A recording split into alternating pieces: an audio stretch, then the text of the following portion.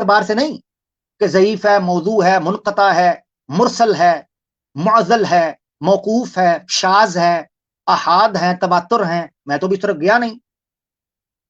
मैंने तो बुनियाद रखी कि जो अवामी सतह के ऊपर इस्तिलाहें मशहूर हो चुकी हैं, कॉमन मैन, ले मैन जिस तरह समझता है, मैं तो उसको टच कर रहा हूं, क्योंकि आम मुसलमान इतना ही नॉलेज रखता है अफसोस के साथ, तो उसको उसी तरीके से समझाना है। ये था सबसे बड़ा ब्लंडर। ये है चौथा पॉइंट। आपको समझ आ गई? अब हम आगे बढ़ते हैं अपने मौजू की तरफ, मगर इससे पहले मैं एक चीज रखना चाहता हूं, बड़ी जरूरी, बड़ी अहम है। मुसलमानों को चाहिए, और ये इसको पांचवें पॉइंट के तौर पर आप ले सकते हैं, मुसलमानों को चाहिए कि वो कुरान और सुन्ना और अपने दीन का सही नॉलेज हासिल करें। जब तक वो सही नॉलेज हासिल नहीं करेंगे, वो इस तरह की टमक टोइयां मारेंगे, और उन टमक टोइयों का नतीजा ये निकलेगा कि ना वो तितर रहेंगे ना बटेर रहेंगे। कुरान ने ऐसे नहीं कहा था उदखुलू फिस्सिल्मी काफ़ा, इस्लाम में पूरे के पूरे दाखिल होना है। यहूदों ने सारा क्या करते थे?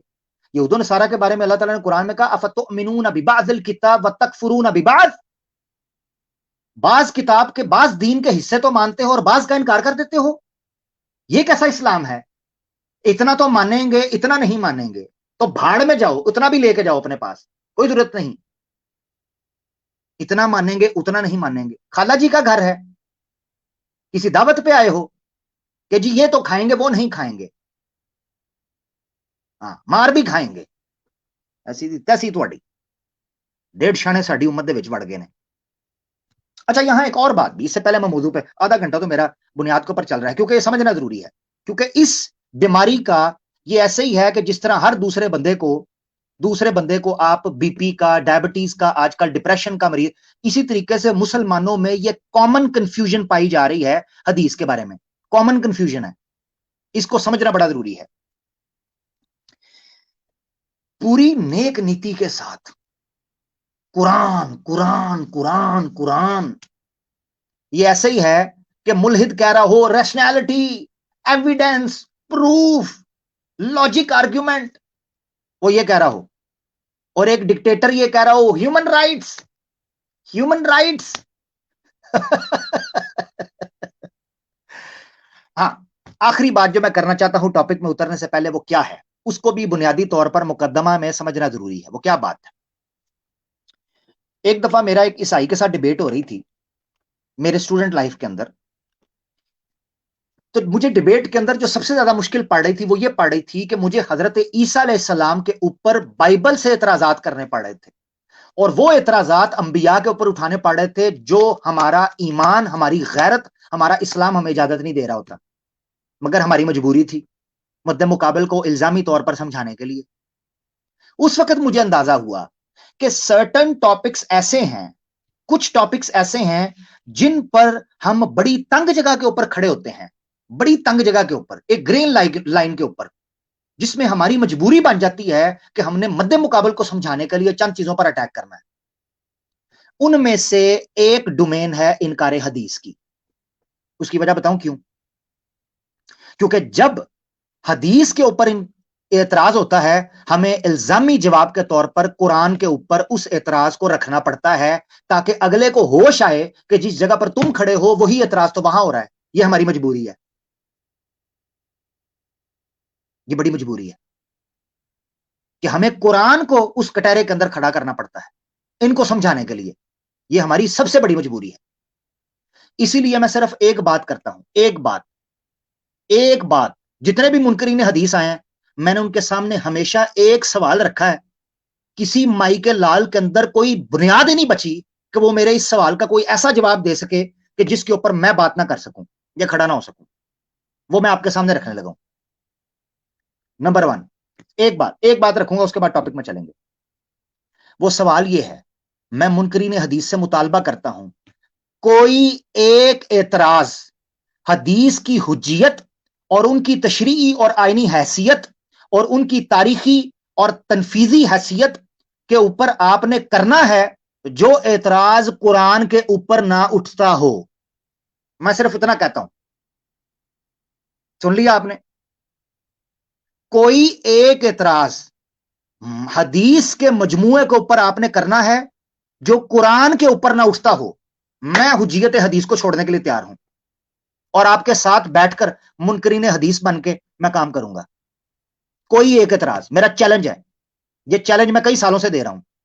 آج تک ایک بھی منکر حدیث سامنے نہیں آیا جس نے کوئی ایسا اعتراض رکھا ہو جس نوعیت کا, جس لیول کا اعتراض قرآن کے اوپر نعوذ باللہ نہ اٹھتا ہو. اب یہ ہماری مصیبت ہے, اب ہمیں یہ بات کرنی پڑتی ہے. حالانکہ ہمیں پتا ہوتا ہے کہ جو قرآن پر ہم اعتراض رکھ رہے ہیں اس کا جواب موجود ہے, مگر منکر حدیث کو بتانا ہوتا ہے.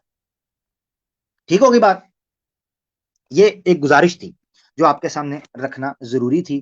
اب ایک دلیل سٹارٹ کے اندر میں سٹارٹ میں دے دیتا ہوں.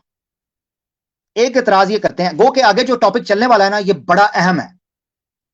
جو چیزیں میں آگے پیش کروں گا ایک ایک چیز آپ کو ہلا کر رکھ دے گی, اور اگر کسی میں سنسیئرٹی یا کسی منکر حدیث میں یا کسی مسلمان میں جو کنفیوژن ہے آج اس کو پتا چل جائے گا وہ کس جگہ پر کھڑا ہے انکار حدیث کر کے, انکار حدیث کر کے کس جگہ پر کھڑا ہے.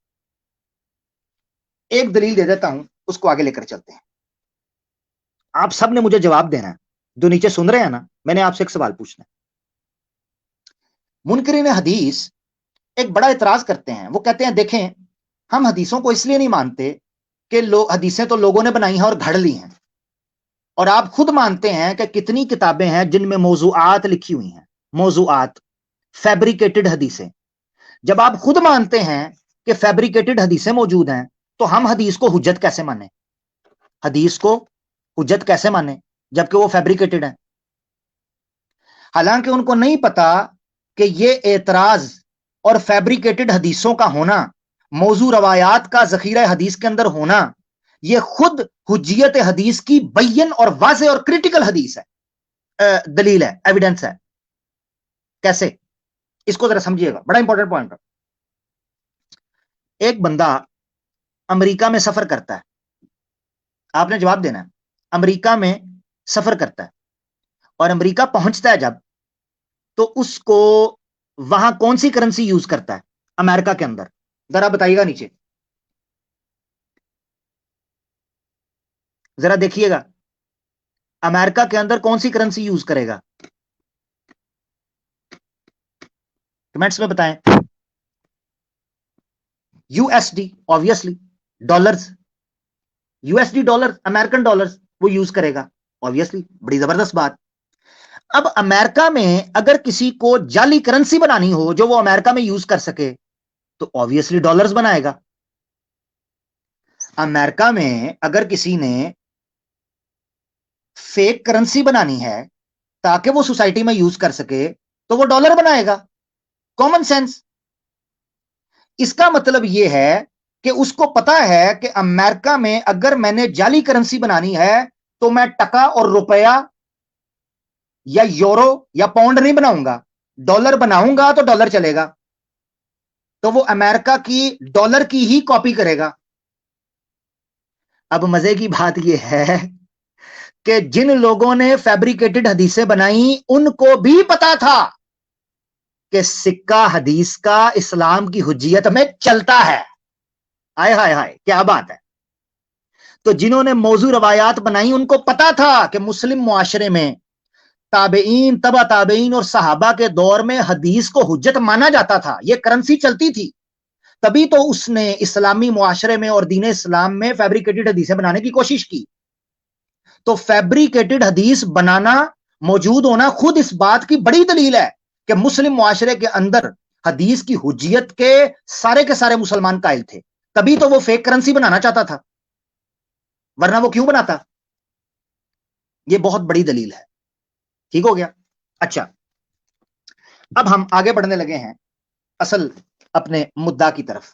یہ بنیادی بات کرنے کے بعد دیکھیں, اللہ کے رسول پاک صلی اللہ علیہ وآلہ وسلم نے قرب قیامت کا ایک نقشہ کھینچا تھا. اس نقشے کو میں آپ کے سامنے رکھوں گا کہ جس کی وجہ سے آج کا مدعا رکھا گیا ہے انکار حدیث اور روڈ ٹو ایتھزم. تو میری ساری گفتگو کا محور, مرکز, منبع اور مصدر, مشتق اور مخرج سارے کا سارا یہی ٹاپک رہے گا, انکار حدیث کیوں کر الہاد کی طرف جاتا ایک دھندلا, ایک گدلا, ظلمات سے اٹا ہوا، سیاہکاریوں سے بٹا ہوا ایک راستہ ہے جو بالآخر مسلمان کو ملحد بنا دیتا ہے۔ مگر اس سے پہلے کہ میں وہ نقشہ کھینچوں، قرآن کی ایک آیت اور ایک پیسج میں آپ کے سامنے رکھنا چاہتا ہوں۔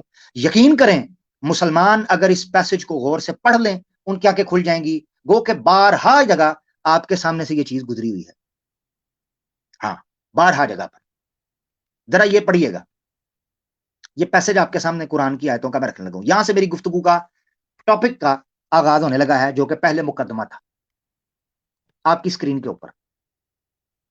سورہ بقرہ آیت 8 فوکس ہے، مگر اس کو آگے تک لے کے چلیں گے۔ آپ نے اس نقشے کو سامنے رکھنا ہے اور منکر حدیث اور منکر سنہ کی سائیکالوجی کو سامنے رکھ کر آپ نے دیکھنا ہے۔ اللہ تعالیٰ فرماتے ہیں سورہ بقرہ کی آیت 8 میں، بہت امپورٹنٹ آیت ہے، توجہ کرنی ہے۔ آپ نے آج سے پہلے اس کو اس نوعیت سے نہیں دیکھا ہوگا، مجھے امید ہے آج سے پہلے آپ نے اس نوعیت سے اس کو نہیں دیکھا ہوگا۔ آیت کو دیکھیں، اللہ تعالیٰ فرماتے ہیں اعوذ باللہ من الشیطان الرجیم وَمِنَ النَّاسِ مَن يَقُولُ آمَنَّا بِاللَّهِ وَبِالْيَوْمِ الْآخِرِ وَمَا هُمْ بِمُؤْمِنِينَ۔ یہاں میں نے ایک کوسچن مارک ڈالا ہوا ہے، کوسچن مارک، وہ کس جگہ پر ڈالا ہے؟ باللہ کے بعد، آمنا باللہ وبالیوم الآخر کے درمیان یہاں ایک چیز مسنگ ہے، ایک چیز مسنگ ہے۔ آمنا باللہ وبرسولہ یا وبالرسول، یعنی آپ پر ایمان لانے والوں میں سے کچھ لوگ ایسے ہیں جو اللہ پر ایمان رکھنے کا کہتے ہیں اور آخرت پر، بیچ میں رسول غائب ہے۔ اس کا مطلب یہ ہے کہ کچھ لوگ ایسے موجود تھے جو کہتے تھے اللہ پر اور آخرت پر ایمان رائیں گے، رسول کو بیچ میں سے نکال دو۔ تو ایمان بالرسالت کی نفی گویا سنن یا سنت رسول پاک صلی اللہ علیہ وسلم کی نفی۔ اللہ تعالیٰ نے کہا وما ہم بمؤمنین، ایسے لوگ اگر ایمان لانے کا کہہ رہے ہیں، وما ہم بمؤمنین، وہ مومن نہیں ہو سکتے۔ یہ میرا نقطہ ہے، مگر اس کا ایک اور معنی بھی ہے۔ ایک اور مطلب یہ ہے کہ وہ زبانی کلامی یہ چیز کہا کرتے تھے، زبانی کلامی، یہ نقطہ بھی نکل سکتا ہے۔ منافقین تھے، منہ سے کہا کرتے تھے ہم اللہ پر، اللہ کے رسول پر، آخرت پر ایمان لے کر آئے، جیسے سورہ منافقین کے شروع میں آیا ہے کہ منافق جب آپ کے پاس آتے ہیں کہتے ہیں ہم گواہی دیتے ہیں کہ انک رسول اللہ، کہ آپ اللہ کے رسول ہیں۔ منافقین بھی گواہی دیتے تھے، ٹھیک ہے۔ تو ایک دوسرا نقطہ جو ہے وہ جہاں سے نکلتا ہے وہ یہ ہے کہ منہ سے کہتے تھے، دل سے نہیں کہتے تھے۔ تو اللہ نے کہا وما ہم بمؤمنین، وہ مومن نہیں۔ تو ایک نقطہ آج میں نے نکالا ہے کہ یہاں پر رسول مس ہے، تو اللہ نے کہا رسول مس ہے، وما ہم بمؤمنین، وہ مومن نہیں ہے۔ اس کی دلیل کیا ہے؟ آگے آنے والی ہے۔ اب آپ نے توجہ کرنی ہے میری طرف، یہ ریفرنس آپ نے دیکھا، اس کو آپ نے آگے پڑھنا ہے۔ میں نے جب اسلام کو ترک کیا اور اسلام کو چھوڑ دیا اور ایگنوسٹک ہو کر الہاد کی وادیوں میں بھٹکتا رہا، اس دور میں سب سے پہلے جس چیز کا میں نے انکار کیا تھا ترتیب کے اعتبار سے، وہ انکار بالرسالت اور انکار بالنبوہ تھا۔ یعنی میرا ماننا یہ تھا کہ نبیوں پر ایمان لانا یا نبیوں کو ماننا یہ کوئی ضروری نہیں ہے۔ جب آپ نبیوں کو نہیں مانتے یا نبیوں پر ایمان نہیں لاتے تو سنتوں کی، احادیث کی کوئی ویلیو نہیں رہتی۔ ایک شخص اگر اللہ پر، آخرت پر اور اچھے کام کرتا ہے جو عام انسانوں کے ہاں ہیں، ہیومنزم، ہیومن رائٹس، ان کو فالو کرتا ہے تو ٹھیک ہے، وہ جنت میں جا سکتا ہے۔ میرا بھی یہی ماننا بنا تھا سب سے پہلے جب میں اسلام سے نکل رہا تھا، یعنی انکار بالرسالہ، انکار بالنبوہ، انکار بالسنن و انکار بالاحادیث الثابتہ من رسول اللہ صلی اللہ علیہ وسلم، یعنی وہ ثابت حدیثیں جو اللہ کے رسول سے ثابت ہیں۔ ٹھیک ہو گیا؟ مگر آپ کو میں نے کہا تھا پورا پیسج پڑھنا ہے، واپس آ جائیں، اب اس پیسج کو آپ نے پڑھنا ہے۔ تو جو لوگ کہہ رہے تھے کہ اللہ پر اور آخرت پر ایمان رکھتے ہیں، رسول ان سے کہہ دیں کہ یہ ایمان والے نہیں ہیں۔ اللہ ایمان والے نہیں ہیں، اس کی وجہ کیا ہے؟ اللہ تعالیٰ نے آگے بیان کیا آیت نمبر 9 میں، یخادعون اللہ والذین آمنوا۔ اب آپ نے منکرین حدیث کو سامنے رکھنا ہے، جو اپنے آپ کو مسلمان کہہ کر، مومن کہہ کر ہمارے اندر گھسڑتے ہیں اور شک کے بیج بوتے ہیں، اور اس نقشے کو رکھیے سامنے۔ اللہ تعالیٰ فرماتا ہے یخادعون اللہ والذین آمنوا، اللہ کے رسول یہ منہ سے تو کہہ رہے ہیں کہ ہم ایمان لے آئے، مگر اللہ تو جانتا ہے نا کہ ان کے دل میں کیا ہے۔ یہ تو اللہ کو اور ایمان والوں کو دھوکہ دینا چاہتے ہیں۔ مگر حقیقت میں وما یخدعون الا انفسهم وما یشعرون، حقیقت میں دھوکہ بیوقوف خود کو دیے ہوئے ہیں، وما یشعرون، مگر ان کو شعور ہی نہیں ہے، ان کو پتہ ہی نہیں ہے کہ وہ خود کو دھوکہ دے رہے ہیں۔ آگے دیکھیں کیا وجہ ہے اللہ کہ ان کو پتہ ہی نہیں چل رہا، ان کو سمجھ ہی نہیں آ رہی کہ وہ مومنوں اور اللہ کو دھوکہ دینے کے بجائے خود کو دھوکہ دے رہے ہیں۔ تو اللہ نے آیت 10 میں کہا اس کی وجہ یہ ہے کہ فی قلوبہم مرض، ان کے دل میں شیطان تھا، مرض تھا، نفاق تھا، فسق تھا، جھوٹ تھا، دھوکہ تھا۔ تو فزادہم اللہ مرضا، تو اللہ نے کہا اگر باز نہیں آتے تو چلو بھگتو، وَلَهُمْ عَذَابٌ علیم، یہ تو دنیا میں بھگتیں گے مگر آخرت میں آنا میرے پاس ہے، تو میرے پاس تو پھر دردناک عذاب ہے۔ بما کانوا یکذبون، مگر وہ میرا شوق نہیں ہے کہ میں چاہتا ہوں ان کو عذاب دوں۔ بما کانوا یکذبون، یہ تھے ڈیڑھ شنے جٹلاتے تھے اللہ کی آیتوں کو اور اللہ کے رسول کی سنتوں کو۔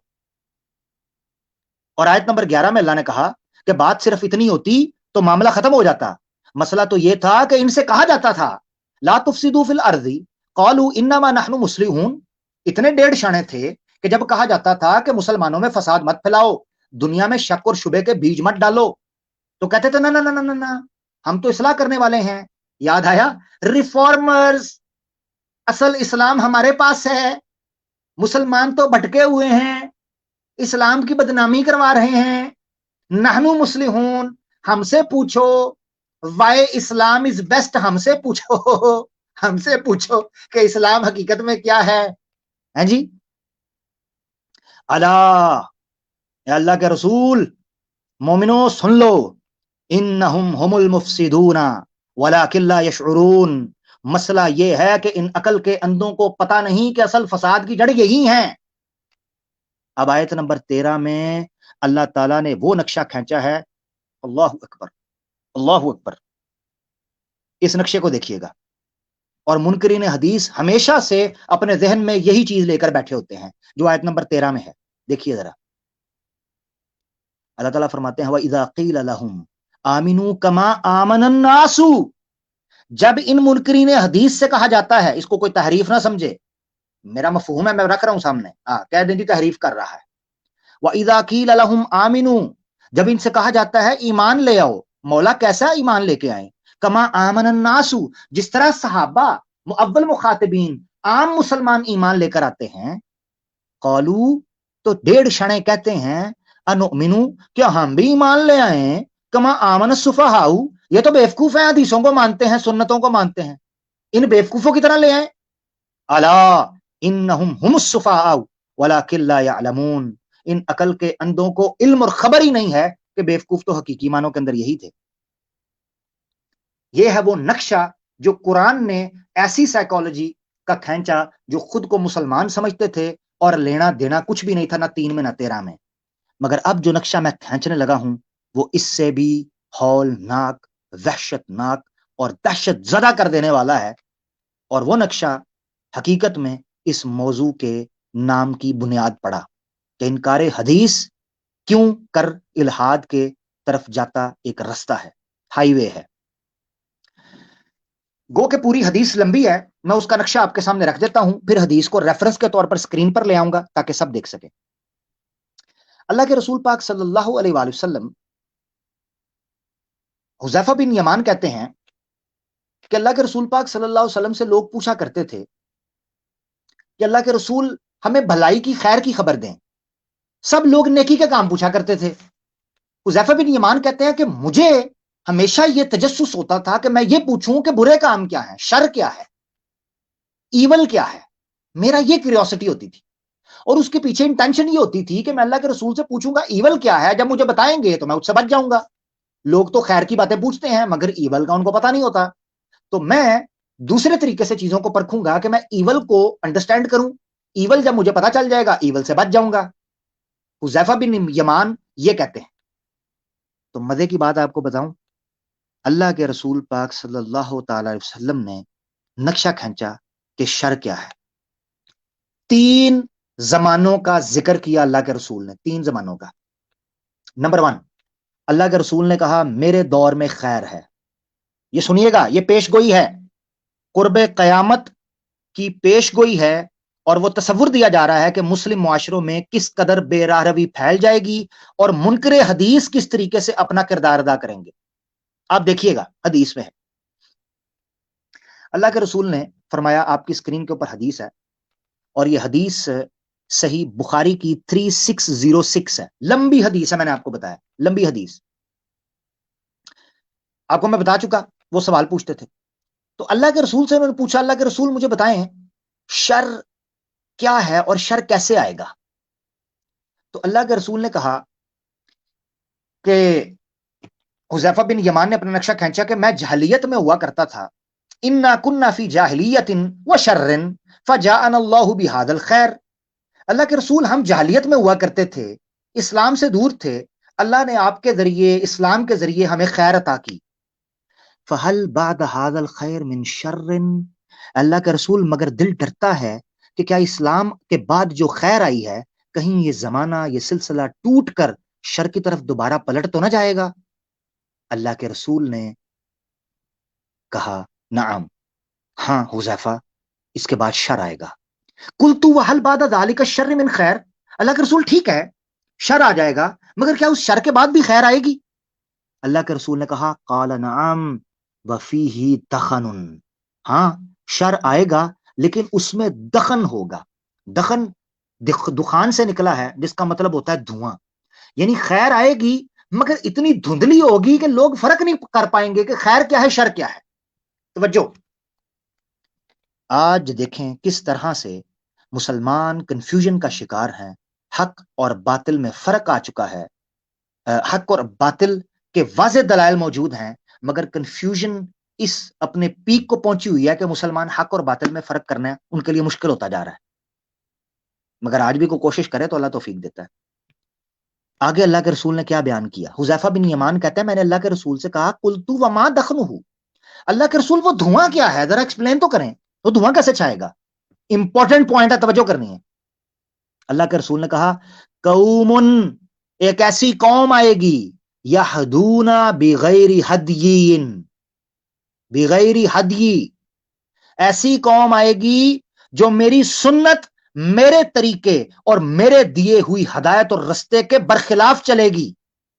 تو تعرف منہم وتنکر، تو وہ بھٹکنا شروع ہو جائے گی، کبھی اچھے کام کرے گی کبھی برے کام کرے گی. کیوں؟